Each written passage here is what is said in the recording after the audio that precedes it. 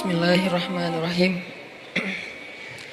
Assalamualaikum warahmatullahi wabarakatuh.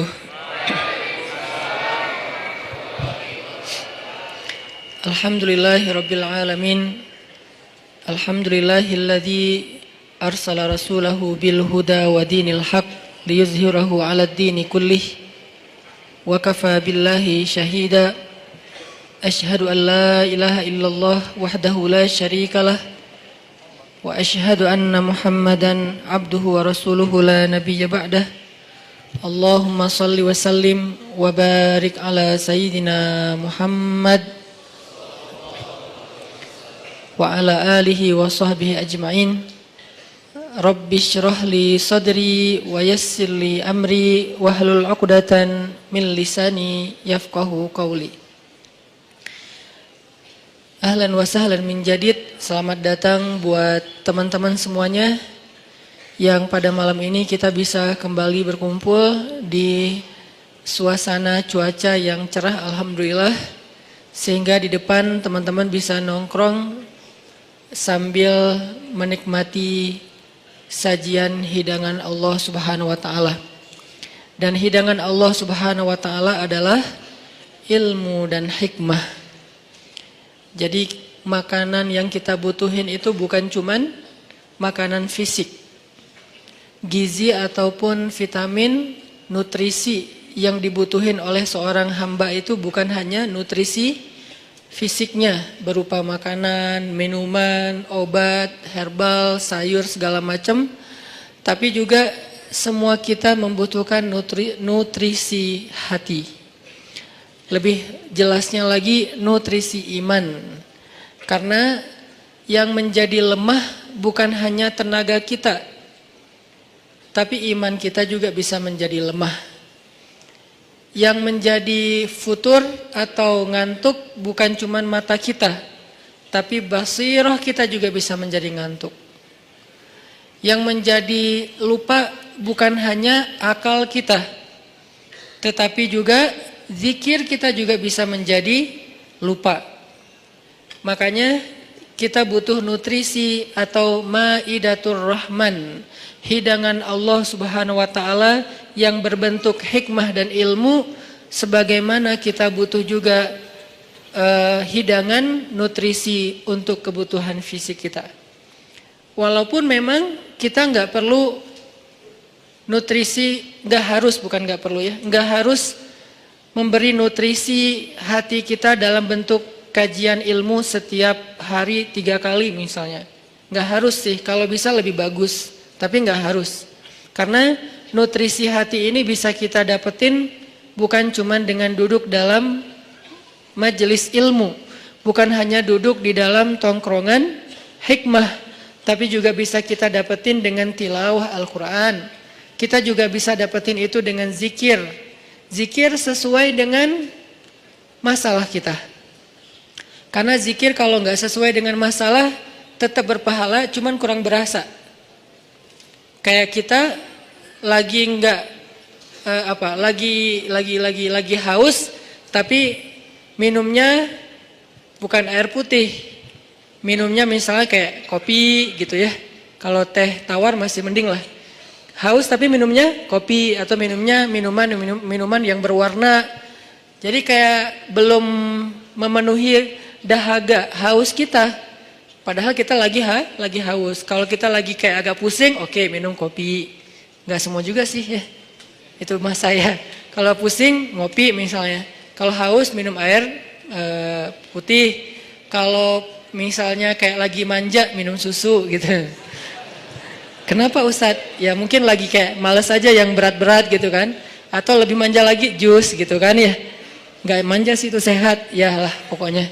Yang jelas itu kan sesuai dengan kebutuhan kita. Gitu juga dengan zikir. Zikir itu nama Allah yang dipakai itu harusnya sesuai dengan masalah kita. Walillahil asma'il husna. Allah tuh kan punya nama-nama yang bagus, yang mulia, yang baik, yang keren gitu. Walaupun tidak terbatas 99, tapi yang dikenal oleh kita 99. Maka fad'uhu biha, maka berdoalah kepada Allah Panggillah Allah. Ud'u itu panggil. Ud'u ila sabili rabbika, atau dakwah itu panggilan, memanggil.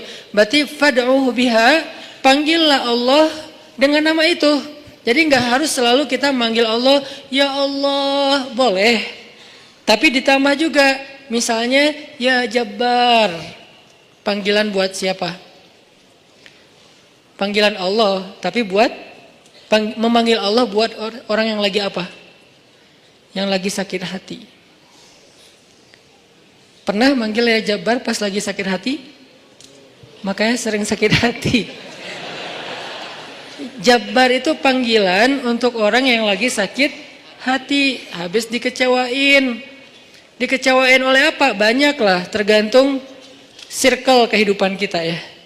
Ada yang circle-nya lebih ke main, berarti disakitin sama gengnya. Ada yang circle-nya lebih ke romantis-romantisan, disakitin oleh mantannya. Ada yang circle hidupnya seputar masalah kerja, disakitin oleh vendornya, oleh partnernya, oleh teman bisnisnya. Soal circle family life kita, disakiti oleh keluarga, anak, orang tua, pasangan, dan seterusnya gitu kan. Yang jelas, ketika kita merasa disakitin, ketika kita merasa kayak dikecewain, panggillah Allah. Sebelum kita memanggil netizen.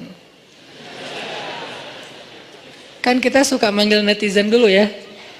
Posting, update status, story. Terus storynya tuh curhatnya minta respon lagi tuh. Dengan kasih polling lah.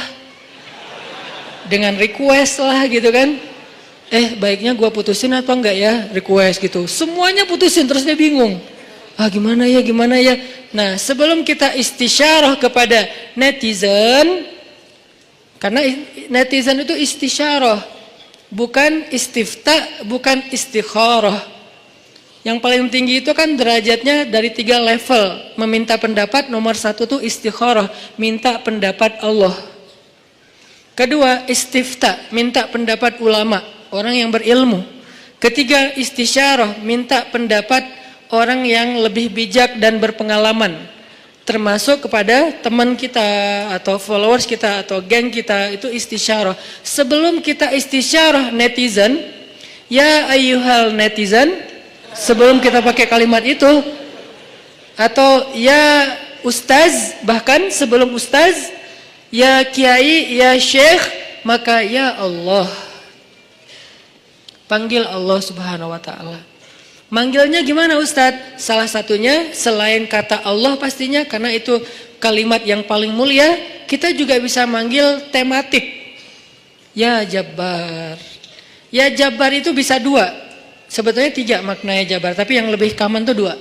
1, dipanggil untuk masalah-masalah yang sifatnya apa ya? Bukan hanya besar, tapi kayak kekuatan. Misalnya kita ngedoain musuh-musuh Islam. Allahumma alaika bi'a'daika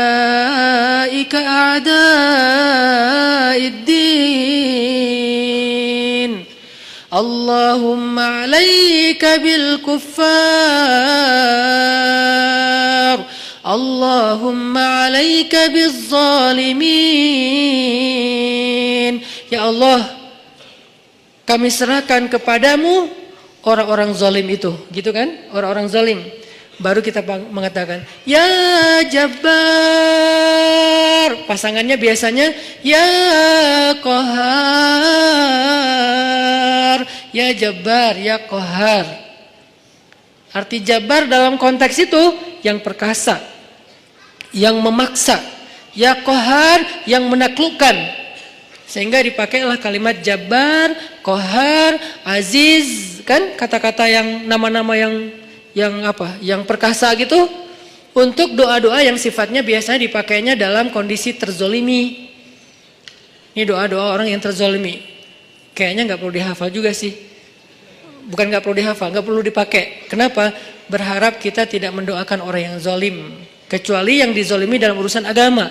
Kalau dizalimi urusan pribadi sih, mending jangan mendoakan orang yang menzalimi. Kenapa? Rugi. Mending doain diri sendiri. Ketika kita punya kesempatan doa kita diijabah, jangan kasih doa itu untuk orang lain, rugi. Walaupun bentuknya mendoakan atas keburukan, tetap rugi. Mending kita pakai buat doain diri kita sendiri. Ya Allah, saya lagi dizalimin, mudah-mudahan. Nah gitu kan, berarti kan kita dapat kebaikan. Ya Jabbar, itu panggilan orang yang sedang sakit hati. Jadi satu artinya untuk orang yang lagi dizalimi, satu lagi untuk orang yang lagi hatinya kayak sedih, kayak disakitin. Nggak sebesar zolim sih, cuman ya lumayan lah, bikin nggak bisa tidur, bikin tumbuh jerawat gara-gara itu, gitu kan ya, karena stres, terus bikin nambah uban, walaupun ada yang uban itu karena bijaksana, ditutup. Jadi intinya adalah panggil Allah kalau kita lagi sakit hati dan dikecewain. Ya Allah, ya Jabbar. Salah satu doa minta disembuhkan kecewa dan sakit hati di dalam sholat adalah Rabbighfirli warhamni wajburni. Kalimat wajburni. Selama ini kita baca enggak? Kan? Tahu artinya? Hampir. Apa arti wajburni? Bukan paksa aku dong Allah, enggak. Padahal arti Jabbar juga yang memaksa kepada kehendaknya. Tapi kalimat wajburni, makna Jabbar di sini makna yang ketiga di antara tiga makna Jabbar, yaitu yang mengobati sakit hati. Jadi ketika kita berdoa, Rabbighfirli warhamni wajburni warfa'ni warzuqni wahdini wa'afini, banyak banget ya, luar biasa kita ya. Jadi kalau kita sholat aja tuh kita udah minta banyak hal ke Allah. Makanya pas berdiri, pas duduk itu jangan buru-buru. Rabbi, Allahu Akbar. Apaan? Malaikat juga bingung. Rabbi apa? Kamu dengar nggak dia doa apa? Enggak. Oh kirain aku doang yang salah dengar, kata malaikatnya. Jadi kita kayak nggak jelas gitu minta ke Allah. Rabbi udah gitu sujud. Karena terlalu buru-buru, nggak ada tumakninah, nggak ada tenang, nggak ada berhenti sebentar. Makanya Rabbighfirli warhamni wajburni. Bagian wajburni kalau bisa di kayak gimana gitu, kayak agak menghayati dan kayak perasaannya dalam banget gitu. Wajburni. Tapi nggak gitu juga sih dalam sholat, bahaya, bid'ah, syubhat menyambar-nyambar. Intinya teman-teman, wajburni itu artinya kalau kita terjemahin, sembuhkanlah sakit hati saya. Atau bahasa lain juga bisa diterjemahin, hiburlah aku ya Allah, aku lagi sedih nih. Kalau kita ke teman gitu ya, hibur aku dong, gue lagi sedih nih. Ya udah yuk kita main, ya udah yuk kita jalan, ya udah kita nonton, ya udah kita ngopi, ya udah kita makan, ya udah apalah terserah. Yang jelas kita ngadu ke dia, minta dihibur pas kita lagi sedih. Nah cara ngadu ke Allah pas kita lagi sedih supaya dihibur oleh Allah, wajburni ya Jabbar. Itu bisa dibaca di dalam sholat, bisa juga dibaca di luar sholat. Gak apa-apa, dalam sholat baca, di luar sholat juga baca. Bahkan di luar sholat kita bisa ulang-ulang. Wajburni ya Jabbar, wajburni ya Jabbar. Ya Allah, hibur aku ya Allah, hibur aku ya Allah. Aku lagi sedih berat nih. Udah seminggu aku gak buka Instagram ya Allah. Curhat. Kenapa? Komen. Head speech ya Allah. Ya Allah, aku udah seminggu gak lihat grup. Ya Allah, aku udah seminggu gak buka handphone. Lebih parah lagi kan? Berarti bermasalah di akun sosial media, bermasalah di grup, bermasalah di nomor kontak, bermasalah di SMS, semua bermasalah. Ya Allah, udah seminggu aku gak buka handphone. Hibur aku lagi sedih banget gitu.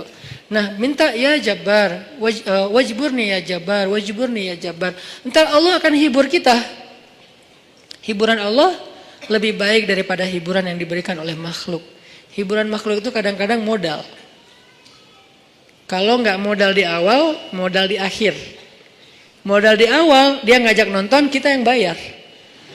Dia ngajak ngopi, kita yang bayar. Kalau modal di akhir, dia bayar, tapi nanti dia pamrih. Dulu kan pas lo lagi sedih, gue traktirin makan. Sekarang gue lagi sedih nih, sama aja kan ngemodal ya. Kalau Allah yang ngehibur kita, itu nggak ada pamrihnya. Nggak ada modal di awal, nggak ada modal di akhir.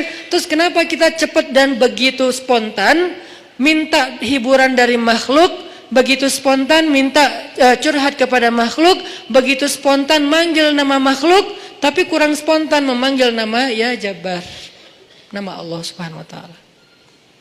Ini kalau ngomongin kecewa, salah satu di antara asmaullahil husna, nama-nama Allah yang mulia itu adalah ya Jabbar.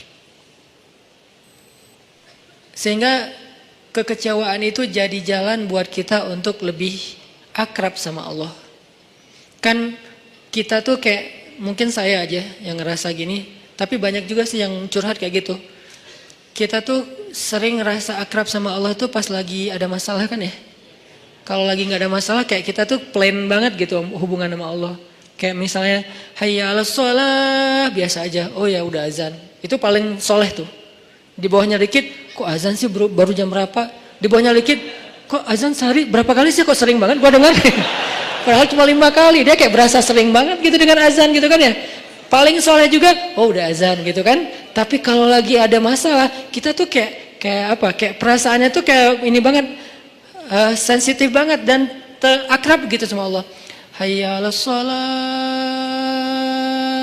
Suara kakek-kakek juga berasa jadi suara vokalis jazz gitu. Si kakek-kakek kan agak-agak serak apa, agak ala-ala apa rock gitu kan. Tapi kedengar ini suara azan merdu banget ya. Merdu apaan? Kakek-kakek yang biasanya enggak, gue dengernya kali ini dia merdu banget loh. Jangan-jangan dia lagi baper. Enggak, dia biasa aja. Kita yang lagi baper. Jadi apa yang kita dengar itu kayaknya tergantung perasaan kita. Pernah nggak dengar suara azan terus kayak sedih? Soalnya kasihan sama muazinnya gitu. Kok gitu ya azannya, kasihan ya? Kayaknya dia kayak nafasnya putus-putus gitu kan. Kalau tadi sih keren-keren sih. Yang tadi ikut challenge azan, hayya 'alas shalah, bagus lah. Tapi yang paling bagus memang azan itu habis diputusin. Itu tuh keren banget, baper tuh. Hayya 'alas shalah. Jadi dia kayak, kenapa sih lo gituin gua? Jadi tuh kayak lagi curhat banget gitu kan. Enggak, guyon. Intinya azan dengan hati, tilawah dengan hati. Kalau kita pakai hati dalam melantunkan ayat-ayat Allah, itulah sebaik-baik irama. Makanya kata Nabi, zayyinul Qur'an bi aswatikum. Hiasilah Al-Qur'an dengan suara kalian. Tapi para sahabat enggak semuanya suaranya bagus. Terus gimana tuh? Sementara Nabi nyuruh menghiasi Al-Quran pakai suara. Kata para ulama, sebaik-baik hiasan dari suara kita itu adalah suara yang membaca Al-Quran dengan iman. Saya tuh qori, dari kecil tuh udah ikut musabakoh. Jadi udah kayak masalah olah vokal tuh kita dari kecil tuh udah sering. Udah latihan serius sampai tingkat nasional, internasional. Jadi buat saya vokal itu kayak penting. Makanya kalau dengar orang misalnya apa kayak nyanyi kah atau dia tilawah kah, cukup satu vokal pendek aja udah ketahuan. Ini kayaknya nih kayak orang kayak blind apa tuh? Blind audition ya. Kan yang blind audition tuh baru dengar wah tuh keren gitu kan ya. Baru hahaha gitu, padahal belum kedengaran, tapi kok dia udah bisa nyimpulin, langsung dia pencet bahwa dia tuh ngelulusin gitu. Karena emang mungkin si jurinya ini udah punya ini banget, udah sensitif banget dengan suara. Nah, tapi saya sadar ternyata dalam membaca Al-Quran, nomor 1 itu bukan suara. Sekeren apapun suara orang, masih kalah dengan yang nomor 1-nya apa? Iman. Ada orang baca Qurannya sederhana. Alhamdulillahirabbil alamin, Ar-Rahmanir-Rahim. Itu tuh keren banget suaranya. Dibandingkan Alhamdulillahirabbil alamin. Kalau pamer gak berasa di hati yang dengar juga. Dan yang membaca juga kok suara saya gak enak banget ya. Walaupun kita tetap butuh kayak media, sound, mic. Kalau saya kan buat saya sound mic itu kayak fardu ain ya. Usul, termasuk hal yang penting gitu kan. Sehingga kalau saya mau ini pasti mic dulu yang dicek. Bukan apa-apa, bukan mau gaya-gayaan kayak tadi misalnya. Tiba-tiba mic monitor nyala. Karena belum di setel. Kalau mau dinyalain setel dulu. Padahal sebelumnya kan mic luar, mic dalam nih yang dinyalain. Kalau mic dalam dari tempat imam kedengarannya tuh kayak suara dari langit gitu. Kalau monitor kayak suara dari mulut saya gitu. Jadi berasa dengar suara sendiri kan agak enak ya. Nah, makanya awalnya pas saya istau sufufakum, oke, itu istau sufufakum sebetulnya ada 2 fungsi. 1 lagi nyuruh ngerapiin soft, 2 lagi cek sound. Soft diluruskan dan dirapatkan. Kalau lama kayak Muzammil tadi, berarti pro banget tuh cek soundnya. Kita sholatnya adalah sholat yang terakhir, rapatkan soft dan segala macam. Berarti Muzammil pro banget ngelihat sound ini kayaknya gimana ya? Ini soundnya ada yang kayaknya di sana tuh ada yang ngadat deh, cie. Gaya banget ya. Artinya buat saya itu bukan gaya-gayaan teman-teman. Buat saya itu penting, kita nggak tahu ya yang sholat di antara kita ini mungkin ada yang pertama datang buat sholat, pengen dia berkesan, sekali-kalinya datang, langsung berkesan sehingga jatuh hati dengan masjid, jatuh hati dengan sholat. Karena sholat itu buat saya konser paling kolosal di muka bumi. Kenapa kolosal? Karena yang mengikuti, yang nonton sholat bukan cuma manusia, tapi malaikat, terutama salat subuh. Inna Qur'anal fajri kana mashhuda. Sesungguhnya performance imam di waktu subuh ketika sholat, itu terjemahan panjangnya ya, bahasa anak mudanya. Tolong dimengerti. Bahasa anak mudanya. Sesungguhnya performance imam di waktu subuh saat dia sholat, bahasa gampangnya, sesungguhnya bacaan imam di waktu subuh ketika sholat, mashhuda, ditonton. Kalau bahasa terjemahan kakunya, disaksikan. Sama enggak tuh? Sama kan? Disaksikan, saksikanlah. Itu kan bahasa TV yang dulu, baheula ya. Kalau sekarang, nonton gitu kan ya. Jadi kayak ditonton. Siapa yang nonton? Bacaan imam, performance-nya imam ketika subuh, Allah, malaikat. Coba, DWP sama Tomorrowland yang nonton siapa? Ya kita di YouTube. Enggak. Yang nonton adalah penonton manusia, orang-orang yang belum dapat hidayah. Begitu si DJ-nya masuk, jreng, disuruh left, disuruh right gitu kan ya? Left, right kan gitu kan? Sholat gitu, Allahu Akbar, kan lebih keren. Kenapa kita di sholat nggak serapi left right-nya konser Tomorrowland? Padahal mereka yang nyuruhnya DJ, kita yang nyuruhnya imam. Karena soundnya nggak kedengaran ke belakang. Jangan suuzon sama makmum ya. Emang nggak kedengaran. Imamnya udah 2 rakaat, makmumnya baru takbir. Kirain tadi imamnya kayaknya ini belum siap deh. Jangan-jangan batal wudhu dulu, ya udah kita tungguin. Padahal imamnya udah 2 rakaat. Kenapa makmumnya telat? Soundnya tuh nggak sampai ke belakang. Kita irit di bab sound, tapi boros banget di bab kubah masjid, menara masjid, warna masjid. Kadang-kadang cat masjid itu baru berapa bulan, ini kayak mirip apa ya, kayak nggak sreg gitu ya. Udah ganti deh cat masjid yang doff, yang bagus, diganti hanya gara-gara seleranya berubah. Tapi mic-nya cuman puluhan juta. Kubahnya hampir 1 miliar. Orang lain untuk sound itu 1 miliar. Kenapa kok mic lebih penting daripada yang lainnya?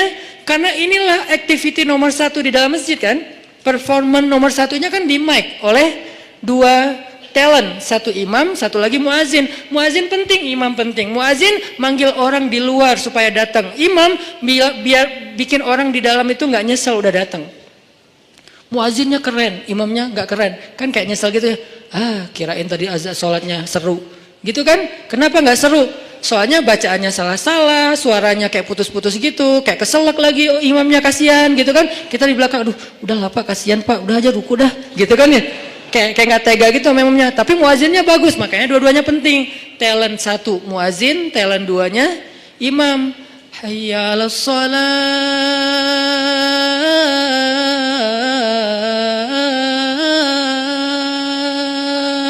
Orang yang dengar sedih ya. Kenapa? Jadi ingat dosa, Nah, gitu kan ya. Ini kan bagus nih azannya nih. Hayya 'alas shalah.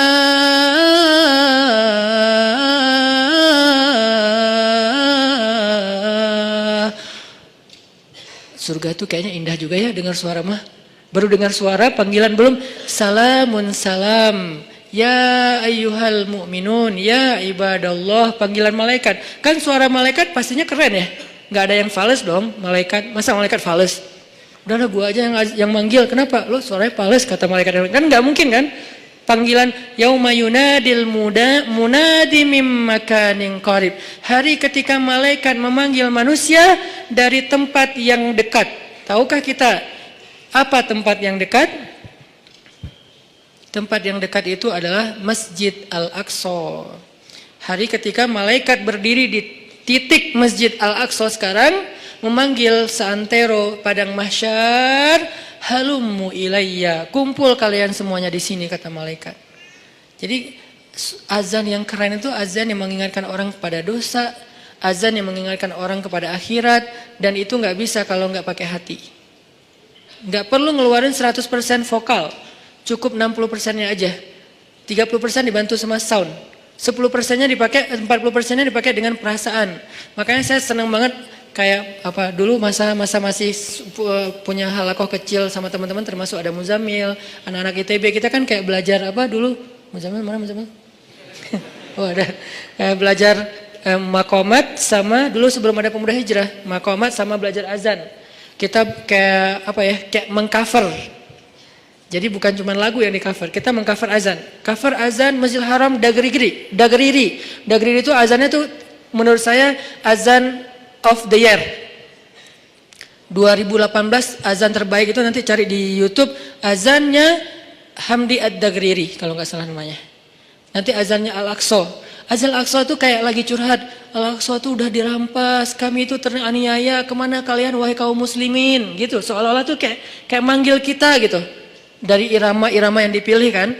Nah ini semuanya dengan hati. Makanya pakai hati aja udah terbaik. Balik lagi ke tema yang tadi adalah panggil Allah dengan lembut.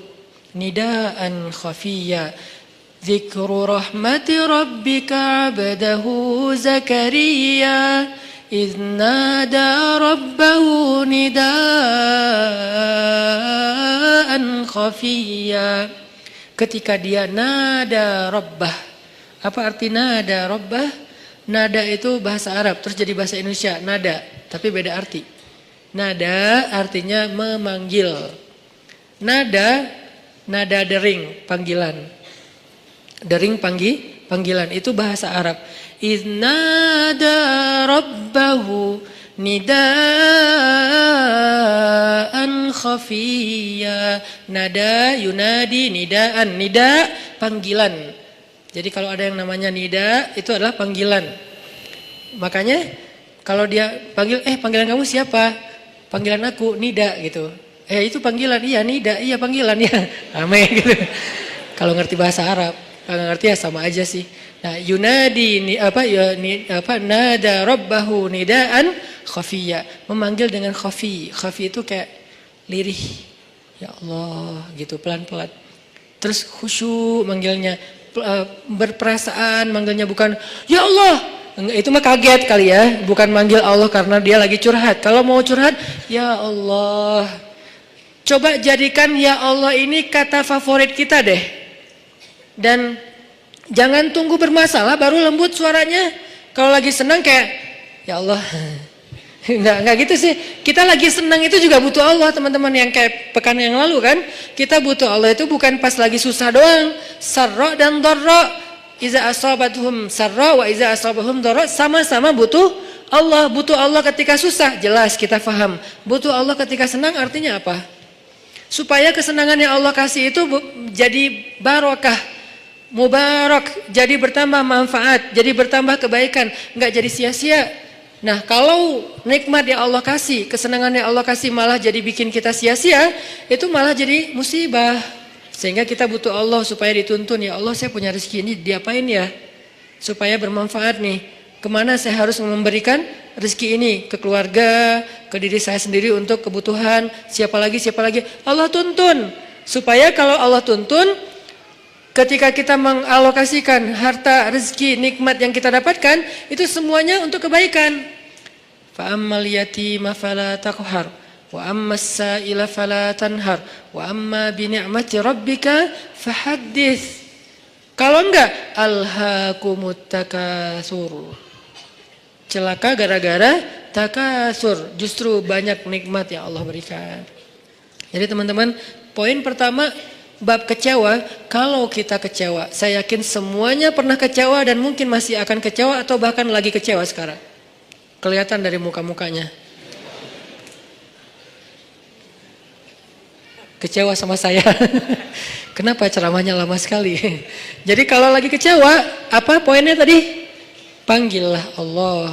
Ya Allah, ya Jabbar, wajiburni, hibur saya ya Allah. Hibur saya, hibur hati saya ya Allah. Gimana cara Allah menghibur hati kita? Allah menghibur hati kita itu dengan diberikan wajilat qulubuhum. Allah menghibur hati kita dengan dijadikan liyazdadu imanan ma'a imanihim. Allah menghibur hati kita dengan dijadikan apa? Tuma'ninatul qalb. Ala bidzikrillahi tatma'innul qulub. Banyak cara Allah menghibur hati. Apakah Nabi pernah sedih atau kecewa? Kecewa pernah, sedih pernah di Al-Quran. Direkam. Terus cara Allah menghibur hati Nabi yang lagi sedih atau kecewa gimana? Ya ayyuhal muzammil qumil laila illa qalila nisfahu awil qus minhu qalila أو زد عليه ورتل القرآن ترتيلا إن ناشئة الليل هي أشد وطئا وأقوم قيلا. Allah panggil Nabi ketika lagi sedih dan tidur. Ya ayyuhal muzammil. Ini dua kondisi Nabi lagi tidur dan dipanggil Allah. Satu, ya ayyuhal muddathir. Satu lagi, ya ayyuhal muzammil. Tidur kenapa Nabi? Bukan tidur, tertidur. Gara-gara capek seharian berdakwah dan capek seharian dibully. Dibully di mana-mana, pergi ke pasar, dibully di pasar, pergi ke tempat pertemuan, dibully di tempat pertemuan, pergi di sepanjang jalan, dibully di sepanjang jalan, pergi ke rumah keluarga besarnya, ke tetangganya, ke pamannya, ke sepupunya, dibully oleh tetangga dan keluarga besarnya. Kemanapun beliau pergi, beliau dibully, dihead, dihina, dicela seharian dari pagi. Satu kota Mekah ngebully beliau. Ada yang mengatakan beliau itu penyihir, ada yang mengatakan beliau itu pembohong, ada yang mengatakan beliau itu tercela. Muzammam, nama aslinya Muhammad, artinya terpuji, tapi diplesetin jadi Muzammam, artinya tercela. Atau orang salib dulu, pas perang salib menamakannya dengan istilah Muhammad. Apa Muhammad? Salah satu nama setan.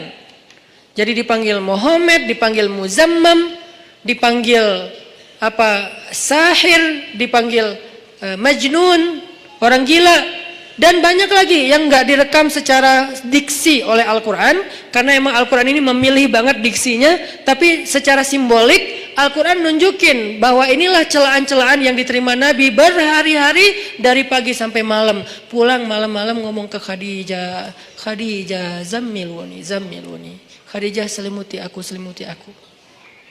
Khadijah pengertian, diselimuti Rasulullah, diusap-usap kepala Rasulullah, tenang Rasulullah, tenang ya Rasulullah, la tahzan ya Rasulullah, Allah nggak akan ninggalin kamu, Allah tuh sayang sama kamu ya Khadijah. Tapi di tubuh Rasulullah tuh banyak lemparan, bekas lemparan, dibersihin sama Khadijah. Setelah Khadijah wafat, nanti yang menggantikannya Fatimah yang bersihin bekas-bekas lemparan orang. Ada yang lemparin kotoran, ada yang lemparin barang benda-benda keras sehingga melukai Nabi, dibersihin sama Khadijah. Udah capek, Nabi tertidur. Udah beres urusan, dihibur oleh Khadijah. Begitu sampai waktu yang hening, Khadijah udah tertidur, penduduk seluruh bumi udah tertidur, Allah memanggil kekasihnya, ya ayyuhal muzammil, wahai orang yang berselimut. Itu panggilannya lembut. Jadi kita kalau baca surah Al-Muzammil jangan ya, enggak gitu. Allah manggilnya enggak gitu, kaget atau orang lagi tidur ya. Nah, ayatnya aja lagi berselimut, manggilnya teriak-teriak. Jangan, itu namanya prank. Itu bukan tilawah, itu ngeprank. Makanya jangan tilawah sambil ngeprank. Ya ayyuhal muzammil, wahai orang yang berselimut, kumil laila illa qalila. Di situ kelihatan Allah tuh pengertian banget. Kumil lail illa qalila. Bentar aja, nggak usah lama-lama. Kenapa? Karena begitu Nabi berdiri sholat, disitulah Allah akan menghibur hati Nabi. Kalau kita belum bisa terhibur dengan sholat tahajud, atau minimal dengan sholat 5 waktu, berarti hati kita berpenyakit, fi qulubihim marad, dan itu harus kita obatin. Obatnya apa? Obatnya istighfar. Kalau orang banyak dosa, belum bertaubat, belum beristighfar kepada Allah, dia susah minta dihibur oleh Allah. Dan terus nanti dia kayak nuduh Allah nggak menghibur dia, padahal Allah udah sering menghibur dia, cuman nggak berasa di hatinya. Karena hiburan Allah itu hanya bisa dirasakan oleh orang-orang yang hatinya bersih. Dan cara membersihkan hati itu tazkiyatul nufus atau tazkiyatul qulub, tathhirul qulub adalah dengan salah satunya istighfar. Perbanyak istighfar supaya begitu nanti kita ada masalah, kalau kita nanti lagi disakitin, kalau kita lagi kecewa dan sedih, kita bilang, wajibur nih ya Jabar, wajibur nih ya Jabar. Allah hibur kerasa, kita lagi dihibur oleh Allah. Kan enak ya, kalau apa yang Allah perlakukan kepada kita tuh kita kayak ngerasa, itu enak tuh. Daripada Allah udah habis-habisan nghibur kita, kita nggak ngerasa. Ibarat Allah udah ngirim kita japrian, nggak dibaca-baca sama kita. Terus nanti kita tuduh, lu kok nggak empati banget sih sama gue lagi sedih-sedihnya, gue curhat nggak dibalas-balas, udah dibalas, nggak ada, lu aja nggak baca, oh ya ada banyak ternyata, artinya nggak dibuka sama kita kan? Kenapa nggak dibuka? Mungkin pulsa kita habis, mungkin handphone kita error, mungkin apa dan segala macam kemungkinan. Nah gitu juga dengan Allah. Wa idza sa'alaka 'ibadi 'anni fa inni qarib. Qarib itu kalau lebih dekatnya namanya akrab. Akrab. Qarib, karib. Sahabah qarib, sahabat karib.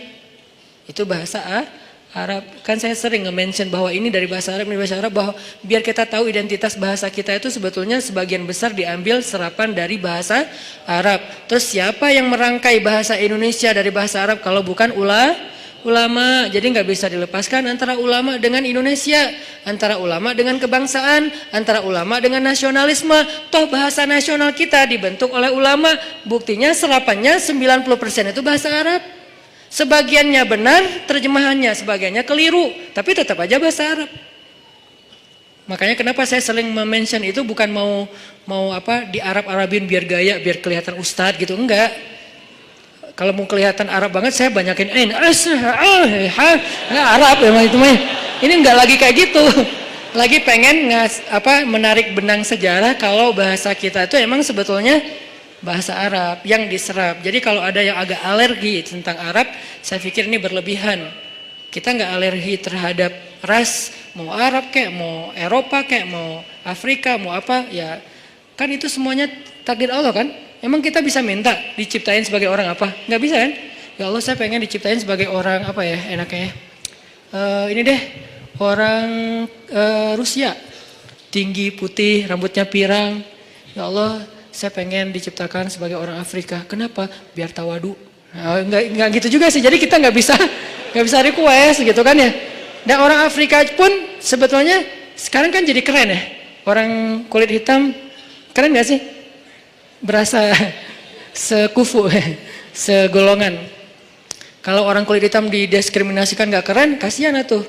Kan kulit hitam juga sekarang jadi favorit. Bahkan banyak orang yang pengen menghitamkan kulitnya.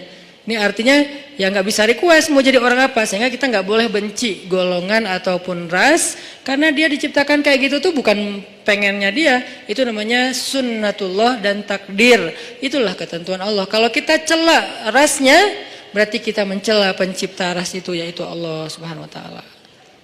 Dan ini termasuk larangan dalam hadis mencela nasab. Mencela nasab itu termasuk salah satu dosa besar. Balik lagi ke yang tadi, intinya bahasa kita emang diserap dari bahasa Arab. Nah, kita minta sama Allah. Kata Allah, inni qarib, aku dekat sama kamu. Ujibu da'watad da'i idza da'ani. Ujib dari kata jawab. Jawab bahasa Indonesia juga, jawab. Jawabun, jawaban, jawabin, itu grammar. Terus salah satu yang diambil dari antara 3 bentuk grammar Arab itu kita ambil jawaban, ya, menunggu jawaban. Ada orang yang bisa mengatakan saya lagi menunggu jawabun, nggak ada kan ya? Ini agak-agak aneh. Jawabin atau ada tuh jawabinnya. Jawab berarti yang udah ada tuh jawabin. Jawabun mah belum ada Jawabin atuh yang yang tadi. Nah, oke, berarti itu bahasa Arab juga. Jawab, ban, bin sama aja. Ujibu, berarti bahasa Al-Quran sendiri itu sebetulnya tanpa baca terjemah, kalau kita tahu akar katanya, itu emang bahasa kita, bahasa Arab, bahasa Indonesia. Ujibu da'watad da'i idza da'an. Aku mengijabah, menjawab dakwah. Dakwah itu panggilan. Ujibu da'watad da'i idza da'an. Aku menjawab panggilan dai, orang yang memanggil kalau dia mendakwah atau memanggil aku. Jadi kalau kita bilang ya Jabbar, Allah langsung turun ke langit dunia, nyamperin kita, terus mengatakan ai abdi, ai abdi. Ai abdi itu artinya ada apa hambaku? Halaka hajah, kamu punya masalah hambaku? Itu namanya ujibu. Cuman kita nggak dengar. Sama kayak kita baca Al-Fatihah, bukankah Allah merespon bacaan kita? Alhamdulillahi Rabbil Alamin. Kata Allah, hamadani abdi, hambaku memuji aku. Gitu kan? Sampai selesai Al-Fatihah, satu ayat demi satu ayat Allah tuh ngerespon. Jadi kita kayak lagi chat sama Allah sebetulnya. Salat itu kan chat sama Allah. Makanya bahasa hadisnya ihsan. Kalau pengen sholat kita yang ada kesan chat, berarti sholat kita tuh harus sampai ke level ihsan. Apa level ihsan? Anta abudallah ka'annaka tarah, fa illam takun tarah, fa innahu yarak. Ketika kamu bisa menghadap Allah, beribadah kepada Allah, seolah-olah kamu tuh ketemuan langsung sama Allah. Kan berarti kita lagi chat sama Allah, ketemuan langsung. Kalau nggak ketemuan langsung, kamu nggak ngelihat dia, maka yakinlah dia ngelihat kamu. Berarti kayak orang telepon. Atau kayak orang fit call, cuman kamera depan kita rusak. Kamera depan dia ya, kita nggak bisa ngelihat dia. Iya, kamera depan dia. Ya gitu deh pokoknya. Yang jelas adalah kita lagi chat sama Allah. Sehingga Allah tuh kalau kita berdoa jangan berpikir bahwa kita tuh ngomong sendiri terus nggak ada yang dengerin. Rabbana atina fid dunya hasanah wa fil akhirati hasanah wa qina adzabannar. Rabbi firli warhamni wajburni warfa'ni warzuqni wahdini wa'afini wa Allahu akbar. Ya nggak ada yang dengar seolah-olah enggak. Rabbi firli warhamni wajburni. Kalau kita salat berjamaah Ustaz gimana? Pelan-pelan, imamnya kita mungkin slow motion. Kalau dia kan dicepetin tuh kan ya, jadi ya apa istilahnya tuh, cut to cut gitu kan. Gimana tuh caranya Ustaz? Sedapatnya, jangan dipercepat tapi tetap dapat kan. Rabbi firli warhamni wajburni. Belum beres, Allahu akbar, enggak apa-apa, tapi kita udah kayak tenang. Makanya kalau nggak puas tambahin dengan sholat sunnah. Begitu tahiyat awal, duduk tahiyat antara dua sujud, Rabbi firli warhamni wajburni. Lama wajburni teh 10 menit. Kenapa itu orang teh curhat sama Allah? Boleh nggak kayak gitu? Boleh nggak kita duduk di antara dua sujud setengah jam? Boleh. Apalagi sholat sunnah. Kecuali kita jadi imam sholat berjamaah. Jangan, kasihan. Anak udah nangis-nangis.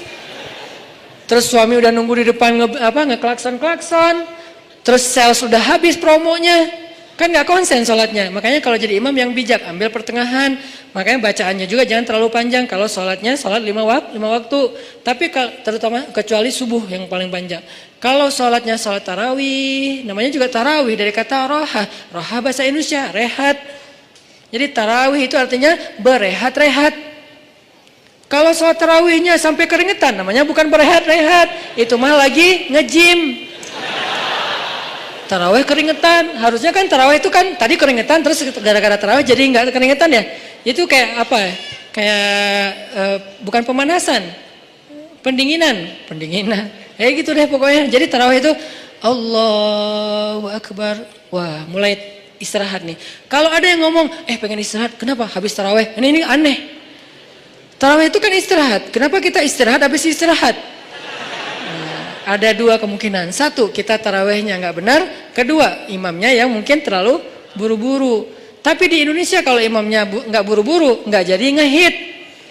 Biar imamnya paling ngehit, ratingnya tinggi, harus yang cepat. Makanya saya pernah kayak balapan gitu tarawih. Saya di masjid satu, yang satu lagi masjid sebelah. Takbir bareng, Allahu Akbar, Allahu Akbar. Oke, kita start bareng nih. Begitu saya waladhdallin, di sana assalamualaikum. Hah? Wah. Kalah saya pakai 150 cc, dia pakai 1200 cc. Ya iyalah, nggak akan kekejar. Nah, tapi yang sana lebih banyak jamaahnya, di sini dikit. Kenapa? Di sini karena ya mungkin itu pengen istirahat dengan sholat. Kalau di sana pengen cepetan istirahat dari sholat. Beda kan ya?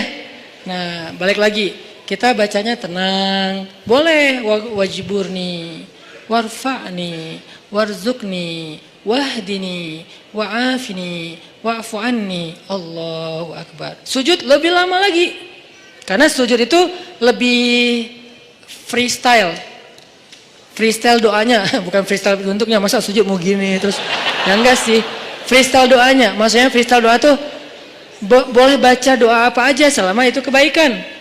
Misalnya kita doa Abu Bakar, Allahumma ja'al fi qalbi nuran, wa fi sam'i nuran, wa fi basari nuran, wa an yamini nuran, wa an shimali nuran, wa amami nuran, wa khalfi wa min warai nuran, wa min tahti nuran, wa min fawqi nuran. Itu kan doa Abu Bakar kan? Boleh. Apakah itu doa dibaca Rasul? Enggak, Abu Bakar yang baca doa itu. Jadi Abu Bakar bid'ah? Enggak lah. Doa itu ibadah mutlak, ibadah bebas. Sehingga karena dia bebas, kita boleh membaca doa bukan hanya yang diajarkan Rasul, tapi doa yang diajarkan Rasul pun itu yang terbaik pastinya. Cuman yang nggak diajarkan Rasul, boleh. Ada kasus yang di zaman Rasul nggak ada, tapi di zaman kita ada. Salah satunya yang sering saya ulang-ulang apa? Mendoakan anak yang lagi ujian nasional. Ada nggak doa dari Rasul anak ujian nasional? Dan di zaman Nabi, anak-anak Nabi nggak ada ujian nasional. Ya Allah, Fatimah lagi ujian nasional. Nggak ada kan ya? Sehingga kita nggak bisa niru. Terus boleh nggak kita ngedoain anak kita lagi ujian nasional sementara Nabi nggak ada contohnya? Boleh, itu nggak disebut bid'ah. Nggak selalu yang nggak dilakukan Nabi itu dianggap. Makanya jangan nanya apa dalilnya doa itu. Ya, yang penting nggak melanggar sunnah Nabi. Nah, sunnah Nabi dalam doa itu adalah menutup aurat, bacaannya yang benar, jangan maksa, jangan marah-marah sama Allah. Ya Allah, pokoknya nih yang terakhir kali nih saya doa nih. Ya nggak bisa gitu. Doanya yang baik gitu kan. Kalau mendoakan yang buruk balik lagi kepada kita sendiri. Nah, ini namanya doa. Makanya pas sujud kita bisa doanya Abu Bakar. Bisa doanya Muaz bin Jabal. Allahumma a'inni ala dzikrika wa syukrika wa husni ibadatik. Bisa doanya Bilal. Bilal. Allahumma inni as'aluka ridhaka wal jannah wa a'udzubika min sakhatika wan nar. Itu doanya Bilal. Tiga-tiganya ini bukan doanya Nabi. Yang satu Abu Bakar yang apa? Yang membuatnya. Yang kedua siapa tadi? Muaz. Yang ketiga adalah Bilal. Dan tiga-tiganya Nabi tahu dan Nabi membolehkan. Enggak langsung Nabi, kan enggak ada saya suruh. Kenapa kamu baca yang enggak pernah saya contohin? Enggak, karena emang ibadah doa itu ibadah mutlak. Sehingga kita bisa doa, ya Allah. Saya sih lupa namanya. Tapi saya udah nge-follow dia. Soalnya akunnya nama palsu. Tapi saya tahu kok nama dia yang saya pernah hafal kok nama dia yang asli. Ya Allah, pengen kalau bisa saya pengen jadikan dia sebagai imam saya. Kalau nggak dia pun yang mirip-mirip gitu. Nah, di dalam sholat gimana caranya? Ya jangan di dalam sholat sih, susah ngomongnya. Kalau bahasa Indonesia kan nggak boleh dalam sholat kan. Kalau di dalam sholat tetap harus bahasa Arab. Kalau bisa jangan bahasa Arab yang dikarang-karang sendiri. Malah salah. Allahumma ansur alaina. Itu bahaya. Allahumma ansur itu artinya apa? Ya Allah tolonglah. Tapi kalimat berikutnya ada unsurna wansur alaina. Itu beda. Unsurna ya Allah tolong kami. Unsur alaina ya Allah tolong orang lain untuk menghancurkan kami. Cuman beda Allah doang. Makanya kalau kita Allahumma ansuril muslimin ala a'daika, Allahumma ansuril muslimin alal kafirin, Allahumma ansuril muslimin alal zalimin. Tapi kalau Allahumma ansuril zalimin alal muslimin, wah, apalagi diaminkan banyak orang. Kenapa kita kok kalah terus ya? Ya itu doanya salah. Makanya kalau bahasa Arab mah lebih baik jangan dikarang sendiri. Mending kita hafal. Cari di Google boleh, tapi harus jelas websitenya. Jangan-jangan di Google kan semua orang bisa nulis kan ya. Kadang-kadang dari Facebook juga ada di Google, kita klik ternyata itu kayak dia lagi curhat gitu, sok-sok pakai bahasa Arab. Ternyata isinya mantra. Kan bahasa mantra juga kayak bahasa Arab kan, keriting-keriting gitu kan. Nah intinya teman-teman, minta sama Allah. Pas kita lagi duduk di antara dua sujud, pas kita lagi sujud. Poin 1, kalau lagi dikecewain. Poin 2, kalau kita dikecewain, kecewa, sedih. Kadang-kadang gak harus dikecewain orang, kecewa sendiri, gak jelas. Tiba-tiba kecewa tiba-tiba kayak sedih aja. Pernah gak sih sedih tapi gak ada sebab? Wah serentak Itu tuh gimana tuh? Tiba-tiba kayak hari ini, kok saya nggak tahu nggak kenapa? Hati kita itu diusik sama setan. Setan tuh emang senang ngusik hati. Dia tuh nggak ngusik fisik kita kecuali sesekali. Kayak misalnya ada guna-guna itu kan fisik kan. Tapi yang sering banget dailynya dia tuh ngusik hati. Yuwaswisu fi sudurin nas. Yuwaswis itu continuous present tense. Jadi continuous terus-terusan. Fi'lul mudhari kalau bahasa Arab. Yuwaswisu terus menerus fi sudurin nas di dalam hati atau dada manusia. Jadi setiap hari itu dia kayak ngusik kita. Lo bete dong. Sedih atuh. Marah dong. Apa gitu. Dia kayak nyuruh emosi kita untuk kayak gitu-gitu sehingga kita ada hari nggak ada yang bikin masalah tapi kita kayak sedih. Nah, dalam keadaan kayak gitu ada trigger kecil aja meledakan. Nah, gimana ngobatinnya? Tadi satu doa. Kedua,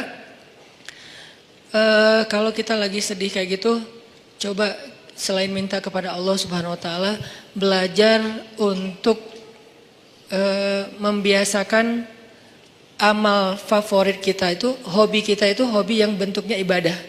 Saya nggak nyalahin hobi kita. Kita punya hobi olahraga itu keren banget dan bermanfaat. Kan saya paling nggak suka menjudge ya. Makanya kalau ada orang yang menjudge dunia anak muda itu seolah-olah semua negatif, saya kayak ngerasa sedih dan tersinggung. Kenapa kesannya everything comes with youth is a sin gitu seolah-olah. Gaul jadi dosa, apalagi nongkrong jadi sia-sia, apalagi olahraga, seni-seni anak muda semuanya kesannya negatif, seolah-olah nggak ada baiknya gitu anak muda. Kan nggak gitu kan? Kan sahabat Nabi semuanya sebagian besarnya anak muda dengan model culture-nya mereka. Jadi saya nggak setuju kalau semua tentang anak muda itu dianggap negatif sehingga kita nggak mau menjudge. Olahraga bagus. Dan gak ada istilah olahraga sunnah. Semua olahraga itu selama tidak melanggar syariat ya sunnah. Karena olahraga itu satu untuk kesehatan, dua untuk kebugaran, sehat, bugar artinya fisiknya bagus, tiga untuk silaturahim olahraga. Makanya ada Nabi main dengan para sahabat itu tujuannya bukan hanya main-main tapi bermanfaat. Bermanfaatnya apa? Jadi mengikat ukhuwah. Kadang-kadang kita butuh ketawa untuk ukhuwah, bukan hanya butuh tausiah. Sama-sama butuh, tapi yang balance. Makanya Ali mengatakan rawihul qulub. Rawihu itu dari kata rehat. Rehatkan, istirahatkan hati kalian. Karena hati itu bisa bosan sebagaimana fisik juga bisa bosan. Nuruddin Zinki, salah satu tokoh favorit saya di Aleppo, Suriah. Dia gurunya Salahuddin Al-Ayyubi. Kalau mau kita lihat siapa Salahuddin, nggak afdol kalau kita belum lihat siapa di balik Salahuddin, yaitu Nuruddin Zinki. Keren banget, lebih daripada Salahuddin Al-Ayyubi. Beliau dalam satu waktu bikin lomba berkuda di antara prajurit-prajuritnya. Berkuda selama 3 hari. Berkudanya tuh lomba, seru-seruan. Terus mereka kayak freestyle gitu kudanya. Kalau kita kan ada riding, ada freestyler kan. Freestyle itu kan mungkin kayak anak mobil mungkin kayak ngedrift gitu kan. Atau anak motor mungkin kayak ngejumping dan segala macam. Freestyle lah pokoknya. Nggak riding, nggak touring. Biasanya riding, touring, sekarang freestyle semua. Main-main, ketawa, ada yang jatuh diketawain.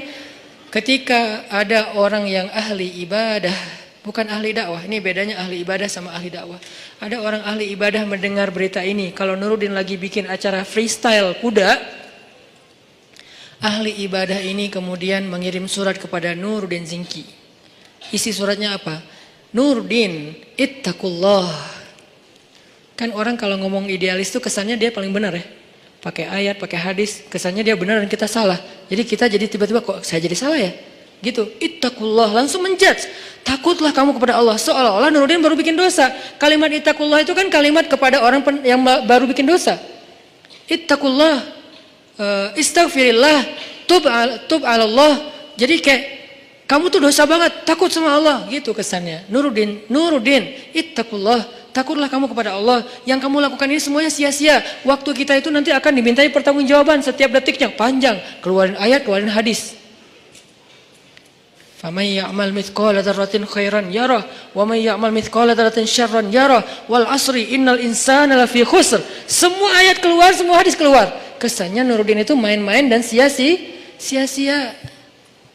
Ini bedanya orang yang hanya tinggal di dalam masjid dengan orang yang turun ke dalam objek-objek dakwah dan jihad. Mereka akan lihat realitas yang berbeda banget di dalam masjid. Di dalam masjid mah semua orang baik, soleh. Nggak diuji kita di dalam masjid, sedikit kalaupun ada. Tapi begitu di luar, akhirnya Nuruddin Zingki membalas. Balasannya apa? Akhi fillah, saudaraku karena Allah. Sebetulnya saya tidak ingin menyampaikan ini, tapi karena engkau sudah menuduh saya dengan tuduhan-tuduhan yang tidak benar, saya perlu tabayyun, kata Nuruddin. Kami itu udah berjihad berbulan-bulan, melintasi gunung-gunung yang tinggi, melintasi padang pasir, musim panas, musim dingin, menghadapi musuh-musuh yang berkali-kali lipat lebih banyak dari kami. Kami dan kuda-kuda kami sudah melihat darah tuh terus-terusan, setiap hari ngelihat darah, setiap hari ngelihat potongan tubuh manusia. Lelah, tidak tidur berhari-hari, kehausan, tidak minum kecuali beberapa tetes air saja dalam sehari. Kami itu sudah berjihad berbulan-bulan, kata Nuruddin. Sehingga saya melihat pasukan saya mulai stres. Kuda-kuda kami mulai stres. Kuda kalau stres susah dipakai. Jadi nggak akan sesuai dengan instruksi dari penunggangnya, kesatrianya. Dia stres. Ngelihat musuh dari kejauhan, kadang-kadang bukan ngelihat musuh. Ngelihat pohon aja dikira musuh. Wah, banyak banget musuhnya, lari. Kuda stres kan bahaya kan? Dan bisa membahayakan penunggangnya. Gimana mau rapi dalam soft jihad kalau kudanya pada stres? Kayak nggak pernah diservis. Ibarat motor nggak pernah diservis, dibawa tuh sampai olinya udah kayak lumpur. Akhirnya kami bawalah, kalau bahasa kita, diservis. Diservis itu apa? Dengan cara kalau diservis motor kita bawa ke bengkel servis nih, ganti oli, apa segala macam dibersihin, kayak gitu-gitu kan. Kalau servis kuda dibawa main. Karena kuda itu servisnya dengan main, bukan makan, minum, dan segala macam. Akhirnya kudanya bisa ikut main sama penunggangnya, lucu-lucuan, guling-guling. Kudanya menjatuhkan penunggangnya, terus diketawain dengan lain. Dan prajuritnya juga diservis dengan cara apa? Entertain, mereka butuh hiburan. Jangan berpikir ketika ada orang berhibur sebentar, seolah-olah udah seluruh hidupnya berhibur. Sampai kita menuduhnya bahwa hidupnya sia-sia. Ini terlalu gampang menjudge orang lain. Bisa jadi itu bagian dari program dakwah. Itu jawaban Nuruddin. Jadi saya ingin supaya prajurit saya segar lagi, ukhuwah mereka kuat lagi, lebih soft, barisan mereka lebih bagus lagi, dan kuda-kuda mereka lebih sehat dan bugar lagi. Dibalas kepada ahli ibadah.